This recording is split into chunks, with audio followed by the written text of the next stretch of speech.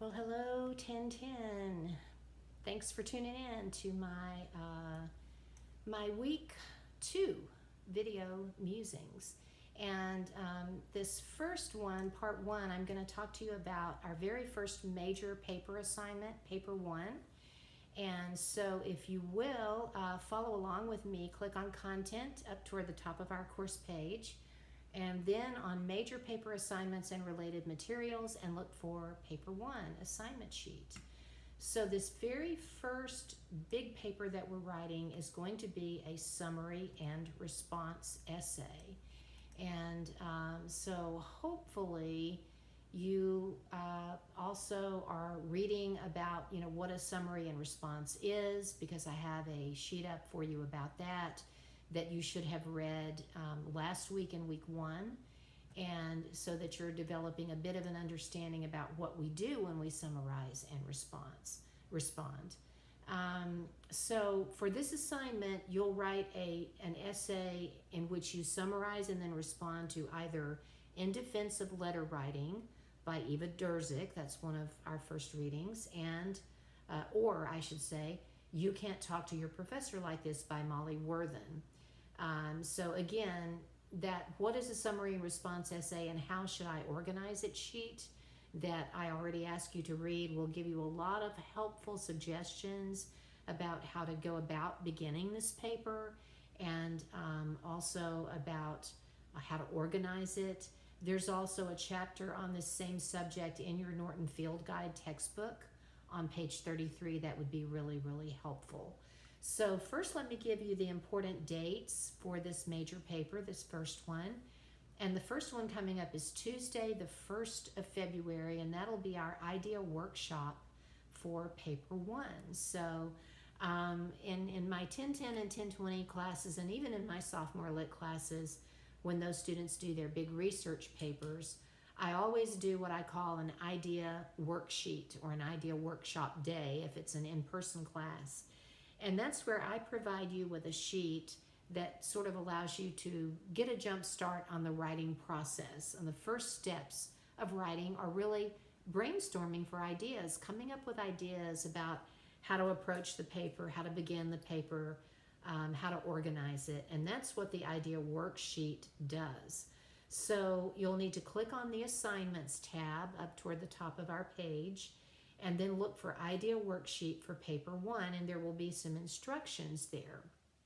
So you don't have to actually type the questions into assignments in any timed sort of way. Take your time and just answer the questions in a Word document or whatnot, and submit it there before the deadline, 11:59 p.m. on Tuesday, the 1st of February. And then I will respond to you. I will offer commentary to you on your answers to those questions that will be really helpful to you in the next step of the writing process, which is the rough draft. So you want to make sure that you give me a few days there, a couple of days, and then go back in and look at my comments. Go back into assignments, into your idea worksheet, and look at my comments that I've made. And then begin writing your rough draft. It's due on Monday, the 7th of February. So first thing you're going to do on that Monday, the very first thing, and in fact you could even do it before then, since all of the assignments for the coming week are opened up on that Friday before, so you could get a jump start on it. But the first thing you want to do is go to the MLA template, the paper template for paper one, and this is a wonderful tool that I'm offering to you. So you'll go to the MLA template, and you'll see all of that in the weekly checklist for this week, the week 4 checklist, and you can follow the detailed instructions there. But that template is a template that you can actually begin typing into, and it shows you, it helps you to get correct MLA formatting. So when you use it, your formatting for your heading and everything will be correct, and it also gives you step-by-step detailed ideas to help you in the writing of that paper as you're typing into the template. So it's a wonderful way to begin your rough draft. And then once you've finished with that, again, you want to make sure you submit the rough draft before that deadline, 11:59 p.m. on Monday, the 7th of February. Because if you don't, I dock 10 points from your paper 1 grade. And that's really going to bring your grade down a whole letter. So make sure you do that. The reason that I dock those points is that the writing process is important in writing college level papers. This is not high school. You cannot just write a paper willy-nilly the night before it's due and submit it and expect that it's going to be okay. It won't be okay. This is a process. And then on the 14th, the 14th of February, which is also a Monday, the final draft of paper 1 is due before 11:59 p.m. So happy Valentine's. Sorry that a paper's due, but yikes, what are you going to do? We have to get all the content in. So to submit, you'll click again on the Assignments tab, and you'll submit your essay into the Paper 1 Final Draft section. But you certainly can, take that week to write it. And it's not like you have to go into assignments and you only have a certain amount of time to write it right then and there. It's not a timed situation. And I want to stress this to you. I will make extensive comments on your rough draft, big time. I will literally line edit your rough draft. So I won't just be making generalized comments on, oh, I think your thesis needs improvement. I will give you very specific, detailed comments. I will say, you have a typo right here. This is a sentence fragment. Here's how to fix it. Oh, I see a comma splice. Fix this here. You forgot to cite this quote. I don't think your thesis is strong enough. Let me give you an example. So I'm going to make extensive comments on this first rough draft and on the one that we'll do for paper 2. And after that, I won't do it anymore. Note that most professors will not do this for you in English classes because it takes so much time. Essentially, it's the equivalent of going through the whole process of grading a student's paper without actually giving the grade. So we're grading paper 1 and paper 2 twice when we do this. Essentially, we're going through that time-consuming process twice. And it's really hard on us when you're dealing with over 100 people, So I'm doing this to help you, to show you, here's what my grading process is like. And here's what you're going to need to do to really bring this paper up to par. So it's up to you to do your part by going back into assignments where you submitted the rough draft and looking at my comments and my suggestions and then enacting them into the final draft of your paper, making the changes I suggest. Because if you don't, for everything I pointed out, you're going to get points deducted, right? And so make sure that you take advantage of my generosity there and that you then enact the changes that I ask. So again, the final draft is due on Monday the 14th by 11:59 p.m. And remember the policy about major papers that is in your syllabus and in the weekly checklist as well, and reiterated in announcements. So 10 points are docked from your paper 1 grade for every calendar day that your paper is late. And that includes the day that it's due, and that includes weekends. So if a weekend falls, after your paper is due, it includes those days as well. And papers are not accepted after 5 days because they would be Fs. So bear all of that in mind. Part of what we're here to learn is the importance of managing our responsibilities in a mature way and adhering to deadlines, because we have to do that in the real world. So specifics. This paper should be at least 2 pages long. That's 2 full pages of writing, okay? Full pages. If it's not 2 full pages, you're going to get points docked. If you only submit 1 page, you've written half a paper. So you'll get half a grade, 50, and that's an F. So don't do that. Obviously, it's typed, double-spaced. It's typed in Times New Roman 12-point font, standard margins. So for this first paper, you don't have to conduct any outside resources or research on sources. And so the only thing you have to do is to use MLA citation to cite the text you're writing about within the body of your paper after you paraphrase. And remember, paraphrase is a word that means putting the writer's words into your own words. So you're not actually quoting, because this is a submarine response where we paraphrase, but you're putting the writer's words into your words. Still, those are the writer's ideas and thoughts, so you've got to cite it afterward. And then you'll need a separate works cited page in addition to those 2 full pages of writing. So your essay needs to conform to a formal academic structure. Your introductory paragraph with the thesis at the very end of that paragraph, your supporting paragraphs, and your formal conclusion. So try to get your mind out of this 5-paragraph essay thing that most high schools have drilled into your heads, okay? This is not about 5 paragraphs. This is about doing what we're asking you to do, and that may be more than 5 paragraphs, okay?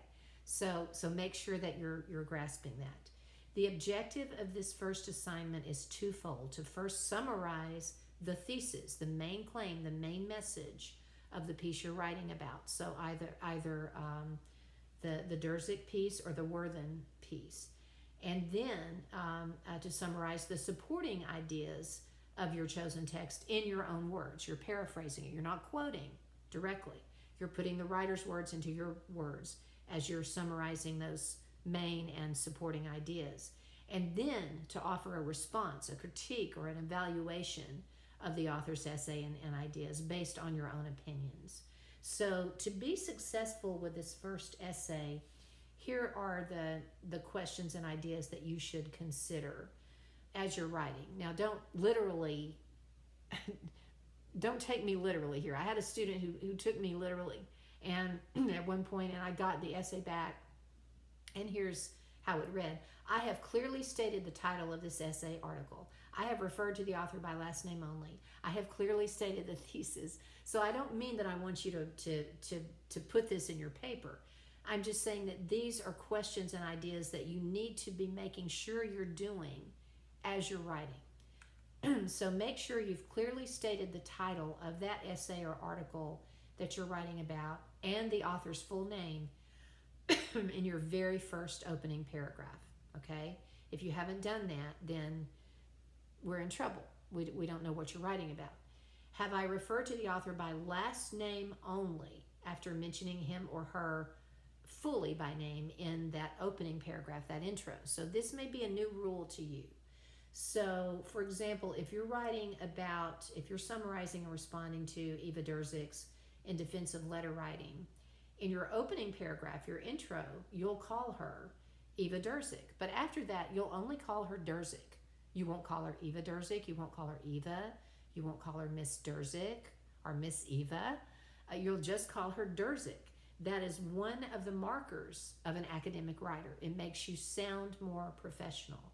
Have I clearly stated the thesis? So the main idea or claim that the author's making in that very first intro. So we need to know what the main claim of that writer is in that introductory paragraph. If we get to the end of paragraph 1 and we don't know the title that you're writing about, we don't know the full name of the author, and we don't know the author's main idea, then we're in trouble. Have I highlighted the supporting points offered by the writer of the piece I'm summarizing in the body of my essay? So again, you can refer back to that earlier document that I mentioned. What is a submarine response essay and how should I organize it to help you with this? But you're going to pick out 2 or 3 supporting ideas. You've got the main idea of the writer, then you're going to zero in on 2 or 3 main supporting ideas that the writer uses to support her main claim, her thesis, and you're going to summarize them, talk about them in your essay. Then have you offered responses to the author's thesis, the author's main idea or claim, and the author's main supporting points in your essay. So maybe you've critiqued the strengths or weaknesses of the piece. That's a way to respond, right? And maybe you've offered an opinion on the ideas that the writer is expressing. Maybe you agree with the ideas, maybe you disagree with them, maybe you agree with some and disagree with others. Have I made certain to avoid using first person I and the words you or your throughout my essay unless those words are part of a quote, choosing instead to use one or ones? So this is going to be probably a new idea for most of you, but you're writing college level work now. You are an academic writer. And so unless the words I, me, you, or your are part of a quote you're using, and this time you're paraphrasing, you're not quoting, right, in the summary section. So you don't have to worry about that. But you won't use those words. You'll use one or ones instead. Like, one may see that the writer expresses valid thoughts when she mentions the importance of the art of letter writing or something like that. You won't say, I think, that you will see that the author mentions great things when she talks about the importance of writing a letter. You're going to elevate your language. So that's a new rule that you want to learn. Have I used transition words and phrases so the reader can more easily follow my thoughts? So transitions like however, moreover, furthermore, first, second, next, finally. And we'll be talking about all these things more in depth so that they become cemented in your mind a little bit more.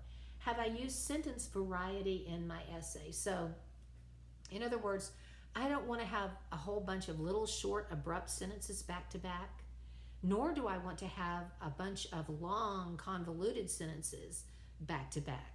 I want variety. So maybe I have a long sentence and then I have a shorter sentence and then one that's a little longer and one that's a little shorter, so that my writing isn't feeling boring to the reader. It's not feeling all the same. Have I used language appropriate for a college level paper, or does my language feel informal and conversational? If so, points will be deducted. So I'm going to avoid I and me and you and your, and words like stuff and words like great and thing. I'm going to avoid vague words like thing. I want to be specific and name the thing, right? And again, we'll be talking about these rules. Have I organized the paper well? So for example, did I organize it chronologically? So maybe I chose to discuss each point the author is making one by one, the main points. Or maybe I waited to respond with my own opinions until after the summary. So I could do it either way. And again, refer back to that earlier document I mentioned, because it offers ideas about, how to use the block method and how to use the point-by-point method, and either one is acceptable. It's just all a matter of which one feels right to you. Have I carefully checked my essay for typos and spelling, grammatical, mechanical errors? This is college writing. If you submit a paper that is full of typos and full of misspelled words, it will not pass. No matter how good your ideas are, it will not pass. This is academic level writing. So you can't do what you did in high school. You have to use your spell and grammar check. You have to really go in and look carefully at your writing. And again, this time I'm going to line edit, but it's your job to go in and read my comments and get in your head the rules about fragments and comma splices and apostrophe use and things like that, so that you don't keep making the mistakes again and getting points deducted. Have I carefully checked for feedback from someone else? Maybe I've asked a friend or a family member or a tutor at Pellissippi State to read my essay and offer some feedback. Have I enacted my professor's suggestions on that rough draft into the final draft? Very important. And have I met the minimum 2 full page length requirement to avoid point deductions?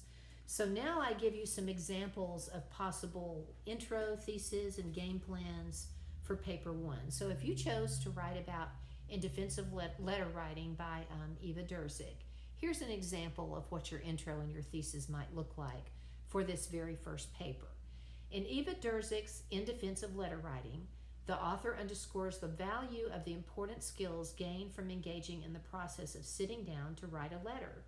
Though opponents would argue that modern society benefits greatly from the ease and convenience of quick communication via social media and devices, Durzik effectively explains the advantages of the lost art of letter writing. So, because this is a summary and response, the rules for setting up an introductory paragraph are a little bit different than what we'll do later on with all the remaining papers. And actually that sort of bothers me a little bit because I feel like it's confusing for students. But rather than having a hook like we will do for later papers, and as many of you may have already learned in high school, hopefully, we're just diving right in. We're giving the author's full name and the title in our very first sentence there, our very first sentence. And we're talking about her main idea, right? And then we're explaining that she effectively, that's a way of responding, using an adjective like effectively. That already shows a response from you. She's effectively explaining the advantages of the lost art of letter writing. If you just said she explains the lost art, then you're not responding. But because you said she did it effectively, you're giving us a response. You're showing us you believe that she did this piece well. So for this type of intro and thesis in a summary response essay, you need to first summarize her key supporting points, offering examples from her text. So you'll respond to her ideas then by either agreeing or disagreeing with them. And you can do that with a point-by-point method in each paragraph, or you can first summarize and then respond. But you're writing one continual essay. There are no breaks between the summary part and the response part. Again, no first person I. Use one instead, or just structure the sentence where you don't need to use that. And you're going to offer examples of her effective writing techniques to back up your claim. Here is an example of an intro and thesis for You Can't Talk to Your Professor Like This by Molly Worthen. And notice the letter U and the UR. So that's a little technique that Worthen is using that you might even talk about in your response part. She's using text speak, right? Just the letter U or UR in her title to make a point. In You Can't Talk to Your Professor Like This by Molly Worthen, the author explains why using professional etiquette matters in today's world, both in and out of the classroom. Worthen uses quotes and examples from fellow professors, students, and historians to effectively emphasize her point that the principles of traditional etiquette represent important values that have made our universities and our country great. So you see that again in that very first line, we have the title of the essay or the article. And notice both of these titles are placed in quotation marks, not italics, only quotation marks. Because the rule is that shorter works like an article or a short story or a poem title are always placed in quotation marks only. Titles of long works like a book title are placed in italics only. So if you will get that rule into your head right now, you'll never get points deducted for messing it up. But you got to memorize it. You got to get it in your head. And notice in that first line, we get that title, we get the author's full name, and we get the author's thesis, the main message that using professional etiquette matters in today's world, both in the classroom and outside of it, right? And then we get this writer's main idea, that Worthen is using quotes and examples from fellow professors, from students, and historians to effectively emphasize her point, right?